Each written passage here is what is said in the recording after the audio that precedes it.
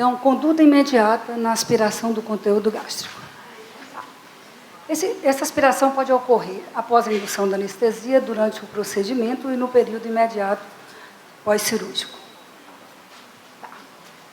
A gente tem que pensar nos pacientes de risco, porque a gente tem atitudes preventivas.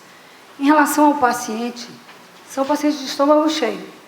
Os pacientes que têm cirurgia de emergência, o tempo de jejum inadequado e o paciente com obstrução do trato gastrointestinal.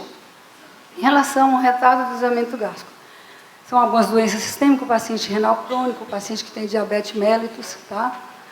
O paciente que usa opioide, que tem aumento de pressão intracraniana, que é cirurgia gastrointestinal prévia, trauma recente. Em relação ao esfíncter inferior do esôfago incompetente, paciente que tem hernia hiatal, regurgitação recorrente, dispepsia, cirurgia gastrointestinal superior e o paciente gestante. Em relação à doença do esôfago, o paciente que tem alguma patologia de esôfago. Os outros pacientes de risco, os pacientes que têm disfagia de origem neurológica, anormalidades anatômicas do trato respiratório superior, paciente submetido à anestesia geral, que tem má higiene bucal, que usam alguns fármacos como sedativos, benzodiazepínicos, antipsicóticos, e pacientes de extremos de idade. E existem ainda os fatores cirúrgicos, que são de risco para aspiração.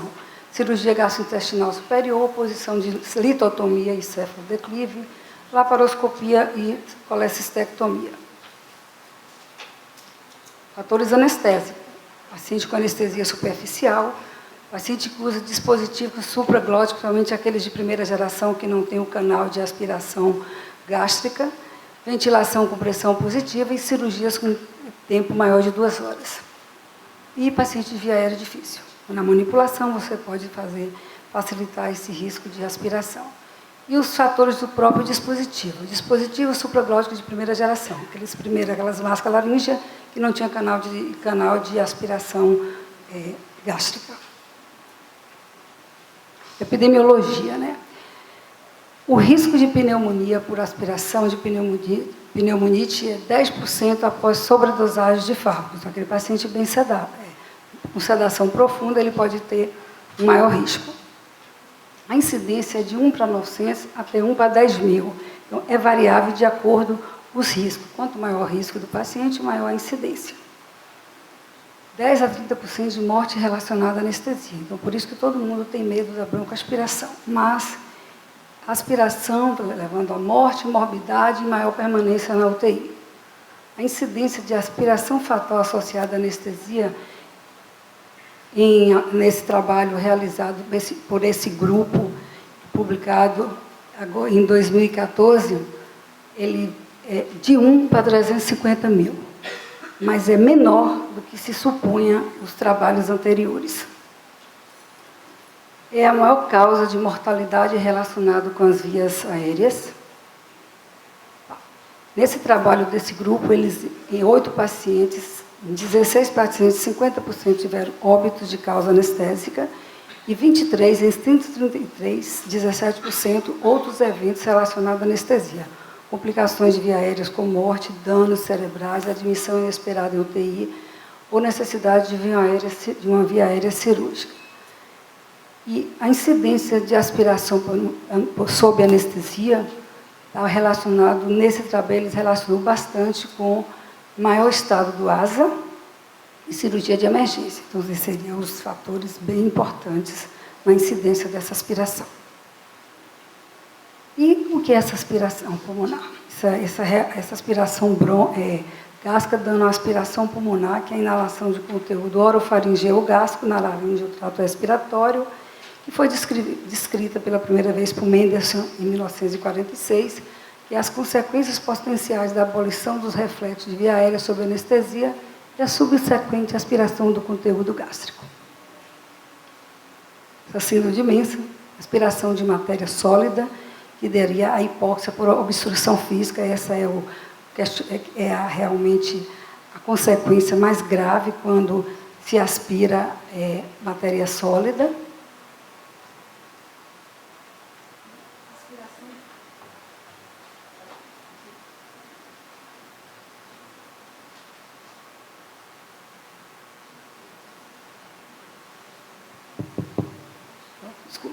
Aspiração do fluido ácido gástrico, dando pneumonia com síndrome de dispneia progressiva, hipóxia, sibilo e colapso desigual, com consolidação de raio-x do tórax. Eles podem ter sintomas isolados ou todos juntos.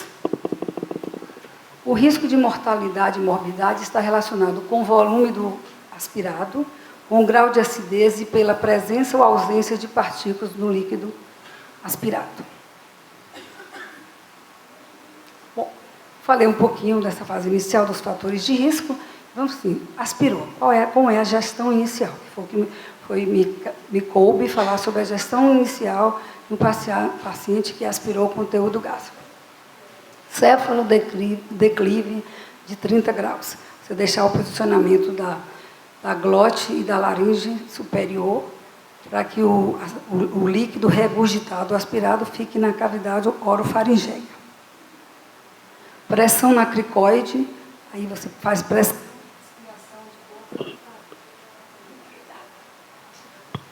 Está nos perseguindo.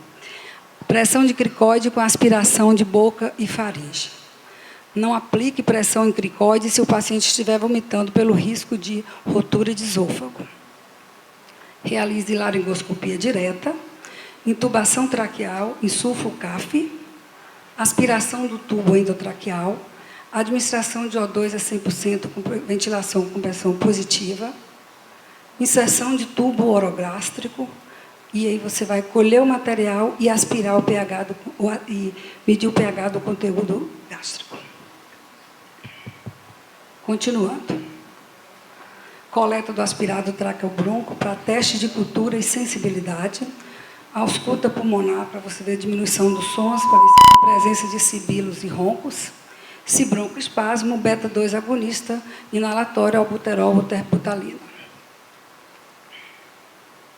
É muita coisa, né? Sinal precoce e confiável de aspiração, a hipoxemia, mesmo se a aspiração for leve e benigna. O paciente vai ter de saturar. Análise do sangue arterial, a gasometria que vai avaliar a gravidade da hipoxemia. Aplicação precoce de PIP para melhorar a função pulmonar.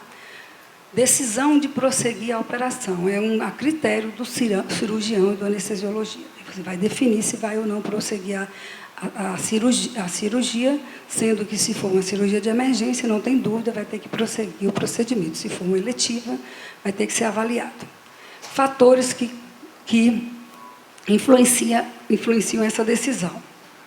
A urgência da operação, a saturação do paciente, a complacência pulmonar que você vai perceber durante a ventilação e a resposta à intervenção imediata, que é broncodilatador e PIP, a melhora da hipoxemia. O paciente, se estiver assintomático 2 horas após o evento, com saturação boa, raio-x de tórax normal, ele não é necessário internação da UTI. Você vai só observar esse paciente. Se esse paciente tiver um quadro diferente disso aí, ele vai ter que ser observado em UTI. E esse paciente pode evoluir para PCR, que vai entrar no protocolo de PCR, com instituição precoce de ECMO, quando necessário, quando você tiver uma doença respiratória aguda. Bom, então, essa parte inicial da conduta, e vamos agora para antibióticos profiláticos. O aspirado ele é normalmente estéril nas primeiras 24 horas, então, exceto os fecaloides. Então, não se utiliza antibiótico de rotina. Essa pneumonite pode ou não evoluir para pneumonia. E quando evolui, pode ser bactérias gram-positivas ou negativas. Essas são as mais comuns relacionadas às pneumonias.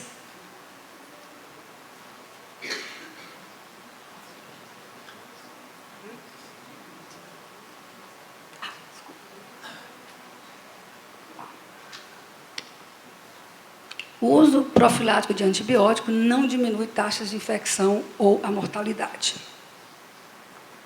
Então, tem que ser com aquele aspirado, você vai fazer cultura precoce com antibiótico específico. Continuando em relação ao antibiótico.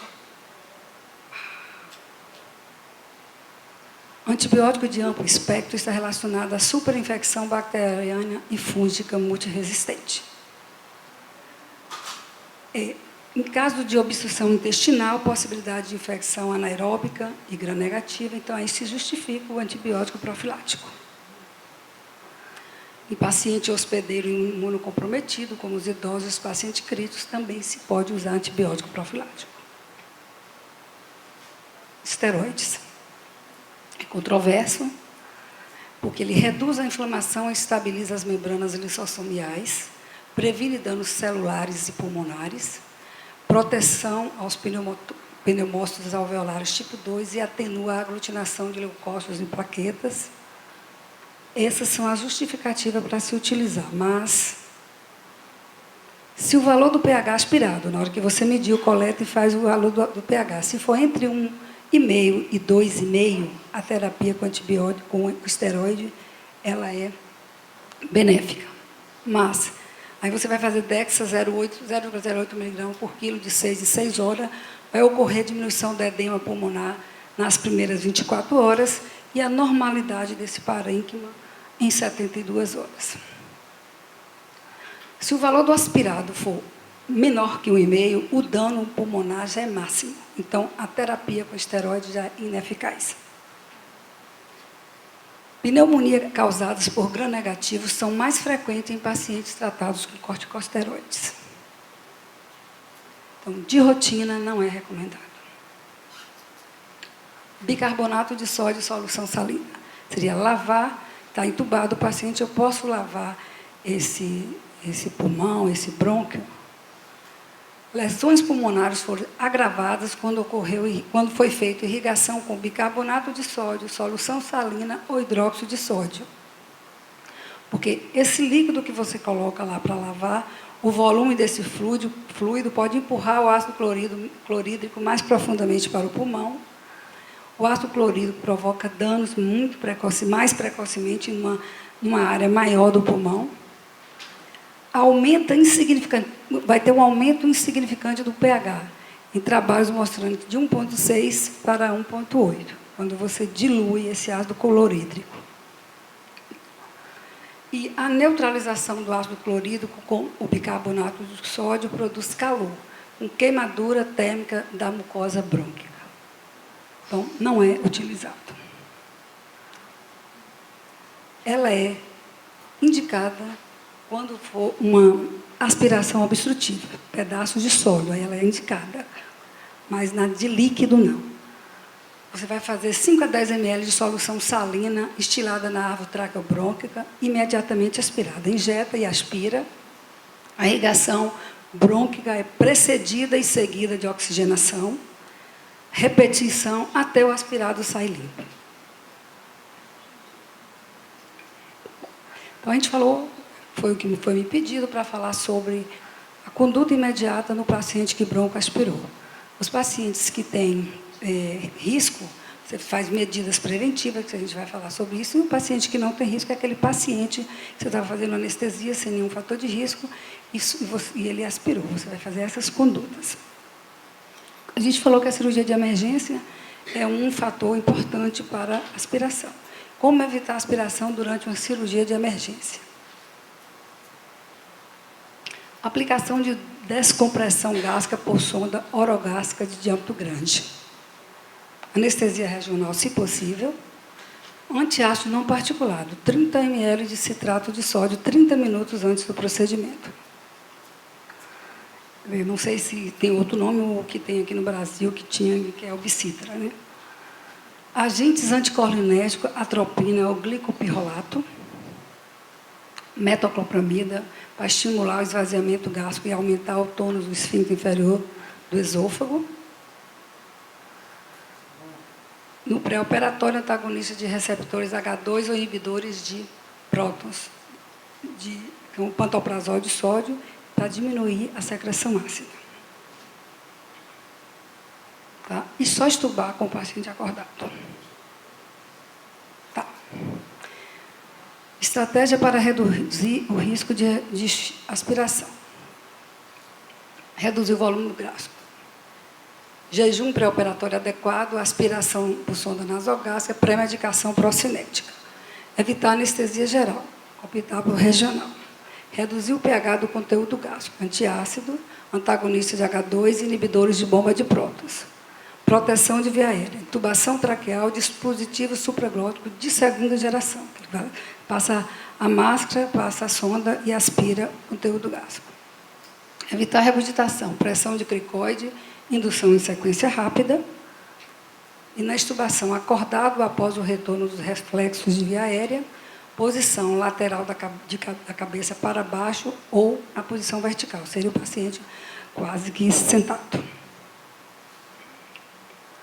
Orientações para reduzir o risco de aspiração. Sempre tem uma assistência à anestesia de um anestesista experiente, o mais experiente disponível. Intubar todos os casos de emergência. Aplicar pressão cricoide apropriada em todas as induções usando bloqueador neuromuscular. Intubar, considerar seriamente a intubação, esvaziamento gástrico retardado, gravidez, opioide, diabetes renal, aumento da pressão intraabdominal, como obesidade, ascite e massas e tumorações no abdômen. Extubar os casos de risco, acordado e de lado. De lado é a cabeça virada de lado. Extubar todos os outros casos de lado. Recomendações farmacológicas, não usar de rotina. Todas essas medicações não se usa de rotina no paciente. Ninguém. Tá. Passei rápido, mas todos, metoclopramida, procinéticos, bombas de próton, nenhum deles é usado de rotina, apenas nos pacientes de risco. Bom, a gente tem muito medo do paciente que comeu, está com o estômago cheio, não está em jejum completo em relação à broncoaspiração. Aqui são 2 editoriais que saiu agora em abril de 2017 sobre jejum. O que é relevante para a prática da anestesia é a presença e a quantidade da matéria sólida particulada no estômago, não de fluidos. Então, nesse editorial, ele é bem claro, são 2 horas de jejum para líquido claro, 6 horas para dieta leve e 6 horas para leite. Tá? Leite fórmula infantil, 6 horas e não mais 8 horas. E esse outro também, que foi agora publicado em 2017, que é um guideline de jejum pré-operatório. Se você não está seguindo, então a hora é agora. A barreira para permitir que os pacientes tomem líquido antes da cirurgia tem sido o medo da aspiração pulmonar. Uma preocupação é que a ingestão oral antes da cirurgia aumentará o volume gástrico residual e uma diminuição do pH gástrico, causando maior risco de pneumonia de aspiração. No entanto, estudos descobriram que a ingestão de líquido claros 2 horas antes da cirurgia resulta em volumes gástricos residuais menores e maior nível de pH gástrico comparado com jejum mais longo. O jejum, o líquido que esse editorial faz para criança é 2 ml por quilo, fala, e para adulto é 100 ml de volume de líquido claro, 2 horas. O trabalho foi feito baseado em ressonância magnética do volume de estômago, avaliando esse volume gástrico. Era isso que eu queria apresentar e muito obrigada.